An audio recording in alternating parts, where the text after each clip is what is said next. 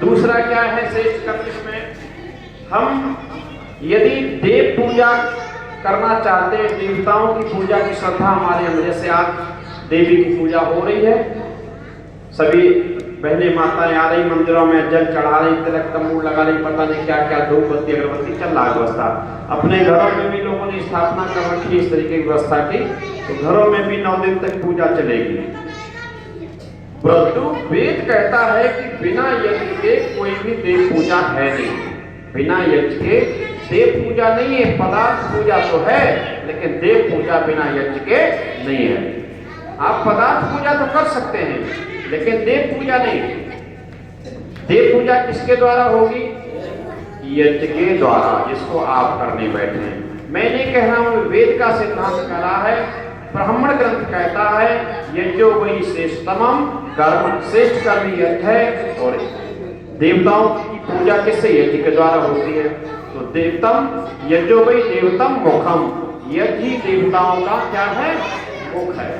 यदि हम देवताओं को देना चाहते हैं, देवताओं को समर्पित करना चाहते हैं, तो हम यज्ञ को समर्पित करें, यज्ञ को समर्पित करें। यज्ञ में जो भी हवि डालेंगे, जो भी सामग्री समर्पित करेंगे, वो किसको प्राप्त होगी? देवताओं को, देवता को नहीं, देवता को नहीं, यहाँ बहुवचन प्रयोग हुआ है, देवताओं को। देवताओं को यानी समस्त देवता, जितने भी देवता हमारे हैं, 33 कोटि के देवता हैं। कोटि माने करोड़ भी है, कोटि माने तरह भी है। 33 प्रकार के देवता हैं, 8 वसु, 11 रुद्र, 12 आदित्य, इंद्र और प्रजापति। 34वां प्रजापति परमात्मा हो जाता है। तो ये 33 प्रकार के जड़ देवता हैं और 34वां परमपिता परमात्मा है। तो यज्ञ के द्वारा समस्त देवताओं को प्राप्त होता है। इसलिए यज्ञो में देवतम मुखम, यज्ञ देवताओं का मुख है। यदि हम देवताओं को कुछ भी खिलाना चाहते हैं, कुछ भी समर्पित करना चाहते हैं, तो क्या है? यदि हम देवताओं की पूजा करना चाहते हैं, तो हम क्या करें? यज्ञ करें और कराएं। यही देव पूजा का विधान है। दूसरा कोई भी देव पूजा का विधान नहीं। ना कहीं जल चढ़ाना देव पूजा का नाम आया है, ना कहीं घी मिठाई चंदन लगाना देव पूजा का नाम काम आया है। देव पूजा अगर बताइए तो यज्ञ को करना ही देव पूजा। इसलिए इसको क्या कहते हैं? देव यज्ञ। क्या कहते हैं? देव यज्ञ। 5 प्रकार के यज्ञ हैं हमारे। कितने प्रकार के हैं? 5 प्रकार के। पहला यज्ञ कौन सा है? ब्रह्म यज्ञ है, जिसमें हम ईश्वर की उपासना प्रार्थना करते हैं, भक्ति करते हैं, वो ब्रह्म यज्ञ है। प्रातः ब्रह्म मुहूर्त में हम जागे और उस परमात्मा की हम भक्ति करें, उसको कहते हैं ब्रह्म यज्ञ। ब्रह्म यज्ञ के 2 रूप हैं, संध्या योग और दूसरा अष्टांग योग। केवल 2 ही विधियां ब्रह्म यज्ञ की, तीसरी कोई विधि ब्रह्म यज्ञ की भी नहीं है। या संध्या योग के माध्यम से इसको राम आदि करते थे। विगत दिवस गुरुवायु सिपाही संध्या करन चले दो भाई। तो संध्या भगवान राम भी करते थे। किसकी करते थे? उसी परमात्मा की, जिसको हम सबको भी करना चाहिए। महाराज कृष्ण ने योग किया, अष्टांग योग, दोनों ने योग की वकालत की है। तो योग भी अर्थ है, योग माने जुड़ना, संध्या माने भी जुड़ना है। संध्या संधि माने मेल, और संध्या माने मेल करने की क्रिया। इस क्रिया के माध्यम से जीवात्मा परमात्मा से मिलता हो, उस क्रिया का नाम क्या? संध्या। इसको कौन करते थे? राम जी करते थे। कृष्ण जी क्या करते थे? योग करते थे।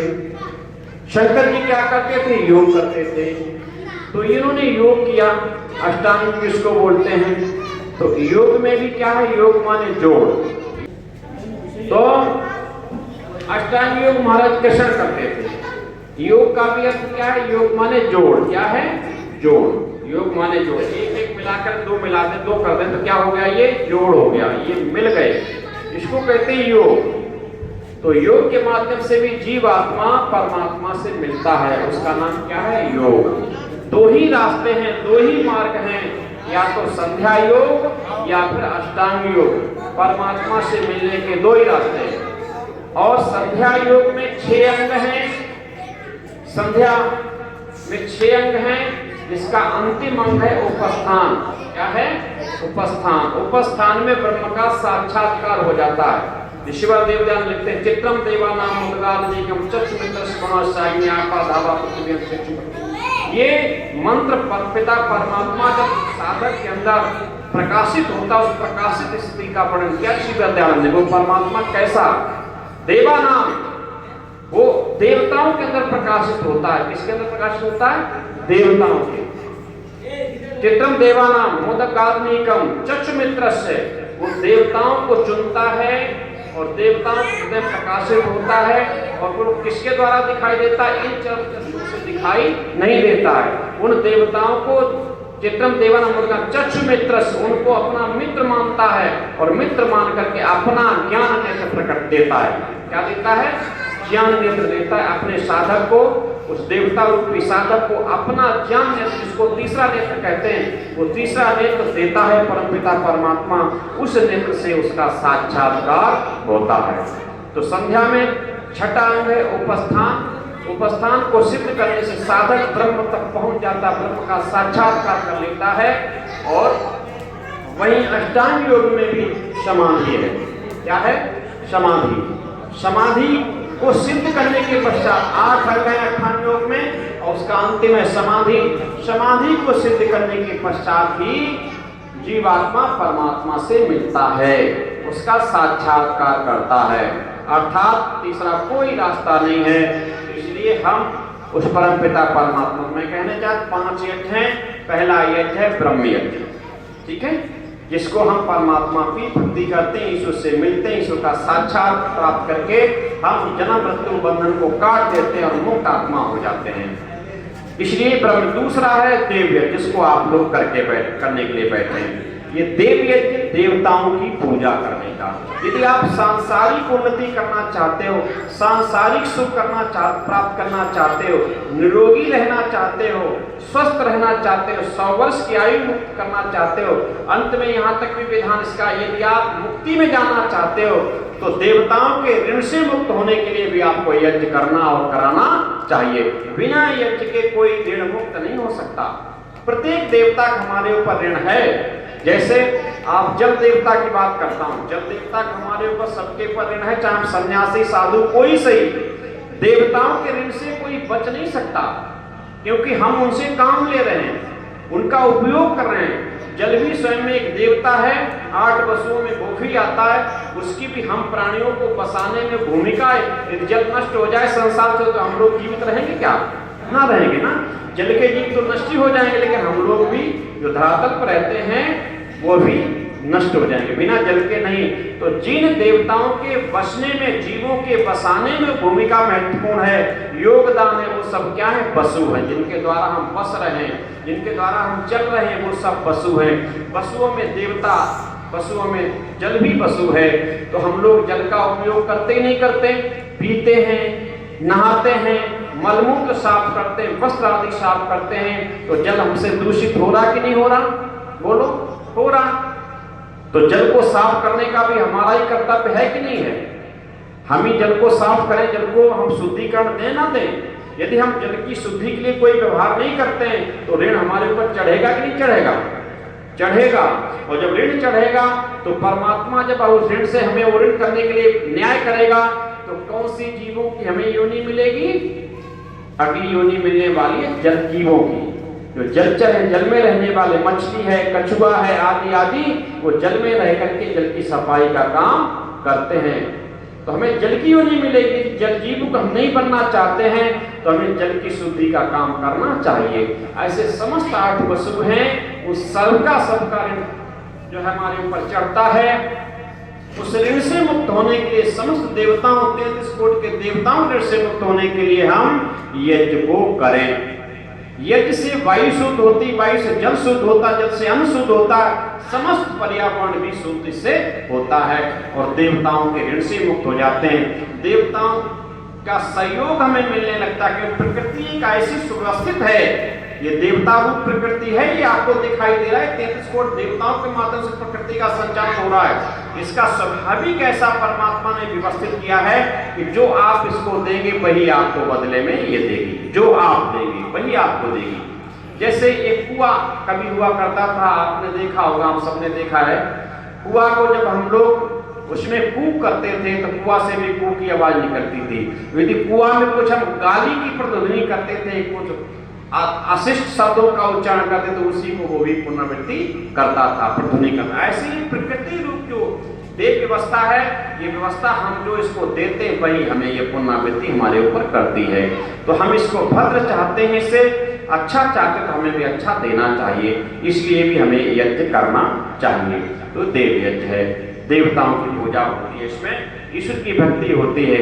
और जहाँ देवताओं की पूजा होती है वहाँ देवता आ जाते ही नहीं आते, वो लोग, वो देव निवास स्थान बन जाता नहीं, वो देव स्थान बन जाता ही नहीं बन जाता। वो जहाँ देव पूजा, जहाँ यज्ञ होता है, यज्ञ ही देवताओं का मुख है, तो जहाँ यज्ञ होगा वहाँ देव स्थान बनेगा कि नहीं बनेगा, या वहाँ देव स्थान बनेगा जहाँ कभी सदियों में भी यज्ञ नहीं कराया और वहाँ तमाम पाखंड है, तमाम पत्थर पेड़ पौधे खिड्डे कर रखे हैं, डेली पानी लुढ़का रहे हो, डेली अगरबत्ती धूप बत्ती लगा रहे हो, क्या वहाँ देवता आएंगे?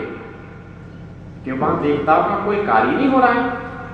देवताओं का तो मुख यज्ञ है, यज्ञो वही देवतम मुखम, यज्ञ ही देने का कुछ विधान है। देवताओं को बुलाने का यज्ञ ही का आह्वान है, और जहाँ यज्ञ नहीं होता वहाँ देवता नहीं आते, और जहाँ यज्ञ होता है वहाँ देवताओं का वो स्थान निवास बन जाता है, स्थली बन जाती है। कि जहाँ मुख जिसका होगा तो वहाँ उपस्थिति भी उसकी होगी कि नहीं होगी। इसलिए जहाँ यज्ञ होता है उसको क्या कहते हैं? तीर्थ। क्या कहते हैं? यज्ञ स्थान को ही तीर्थ कहते हैं। तीर्थ किसको कहते हैं? तारने वाले को। तीर्थ में जाकर लोग तरते हैं। अब कहाँ तीर्थ मान रखा है? जहाँ तमाम पाखंड मानव का चमत्कार, वहां तीर्थ मान रखा है, वहां लोग ईश्वर को प्राप्त करने, वहां देव पूजा करना, कुछ भी नहीं, केवल आपकी पॉकेट को ढीला किया जाता, बाकी कुछ भी नहीं है।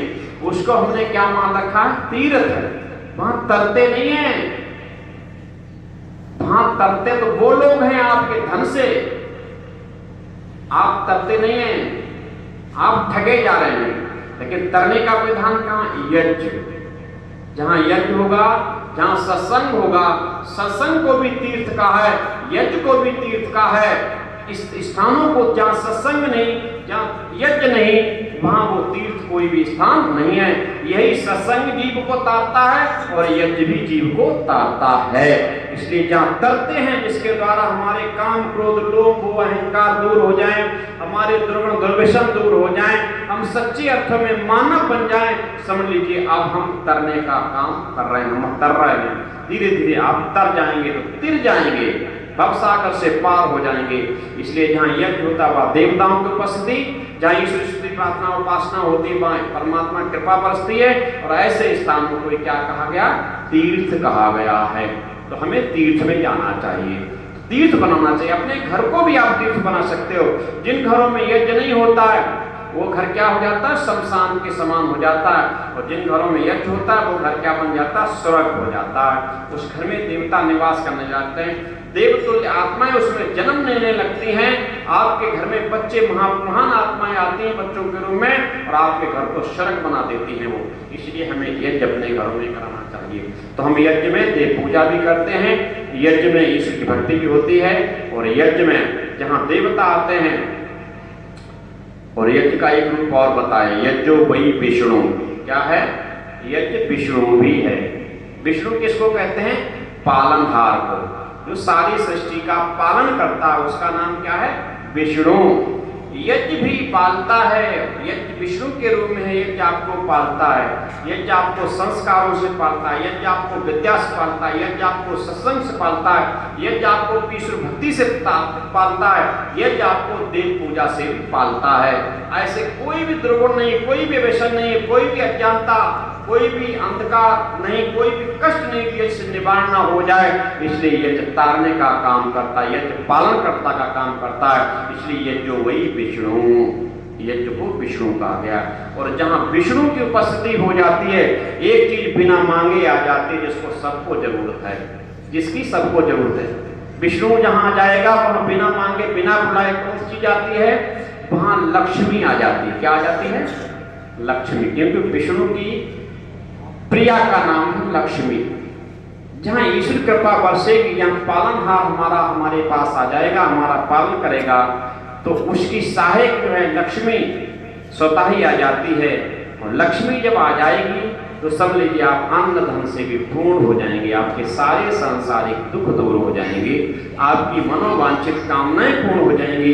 इसलिए यज्ञ एक ऐसा केंद्र है जिसमें सब कुछ प्राप्त हो जाता है, सब कुछ लग जाता है। इसलिए यज्ञ को कहा गया यज्ञो वै श्रेष्ठतमं कर्म, यज्ञ श्रेष्ठतमं कर्म। बाकी संसार में किसी कर्म को श्रेष्ठतमं नहीं कहा गया है, श्रेष्ठ कहा गया है, अच्छा कहा गया है, लेकिन श्रेष्ठतमम अगर शब्द कहीं उच्चारण हुआ है वेद के माध्यम से तो यज्ञ कर्म के लिए श्रेष्ठतमम यज्ञ होता है। इसलिए मैं निवेदन करना चाहूंगा, यज्ञ जब भी करें बड़ी श्रद्धा के साथ करें, बड़ी तन्मयता के साथ करें, उत्तम से उत्तम सामग्री के साथ करें। जो उत्तम से उत्तम सामग्री जुटा सकते हैं, उत्तम से उत्तम घृत होना चाहिए, उत्तम से उत्तम सामग्री होनी चाहिए, उत्तम से उत्तम संविधाएं होनी चाहिए।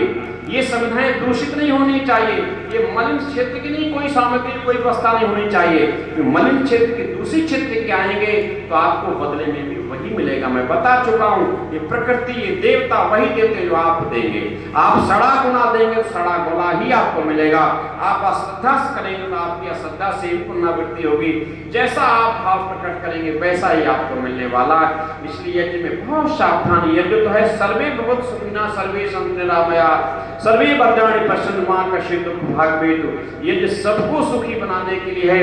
इसलिए ये भी सावधानी रखें कि किसी जीव की हिंसा तो नहीं हो रही किसी शब्द आदि के माध्यम से।